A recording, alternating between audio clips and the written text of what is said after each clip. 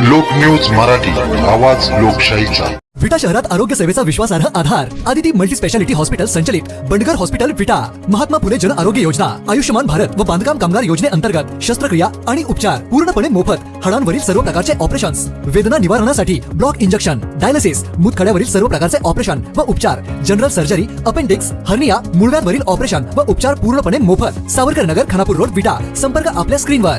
आळसण गावातील शेतकऱ्यांमध्ये सध्या नाराजीचे वातावरण पाहायला मिळत आहे। वांग्याच्या पिकाला योग्य तो हमीभाव मिळत नसल्यामुळे शेतकरी अडचणीत सापडले आहेत।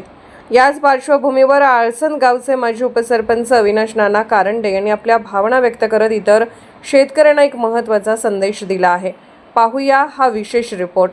आळसण गावचे माजी उपसरपंच अविनाश नाना कारंडे यांनी आपल्या शेतात मोठ्या प्रमाणावर वांग्याची लागवड केली आहे।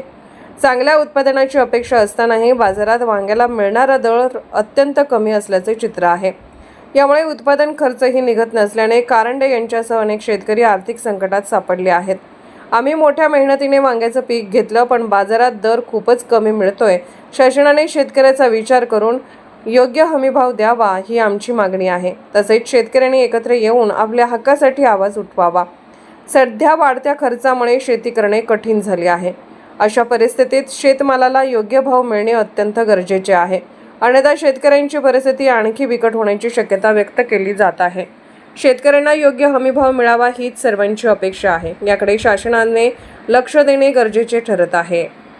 गावातले सुद्धा लोकल लोक असतात, आपल्या शिवाजी महाराजांच्या समोर बसलेले असतात। त्यांना म्हटलं बाबा तुम्हाला मी देतो, तुम्हाला एक दोन कॅरेट घेऊन जावा, तरीसुद्धा ते काय आले नाहीत, काय नाहीत।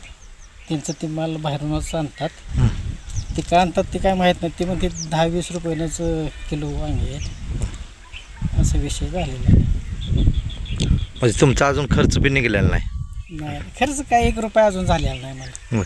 95 किलो माल गेला आहे, त्याचा 1 रुपया पण मला आलेला नाही, घेतलेला नाही, ते देणार पण नाही असं। ह्याच्या आधी आपण काय केलं होतं रानामध्ये? झेंडू केलेला, झेंडूच्या अगोदर आलं केलेलं। होय, मग त्यामध्ये काय फायदा भेटला होता तुम्हाला? आल्यामध्ये पण भेटलेला फायदा, झेंडूमध्ये पण भेटलेला फायदा। ह्या वेळेला वांग करण्याचं कसं काय विचार आला डोक्यात?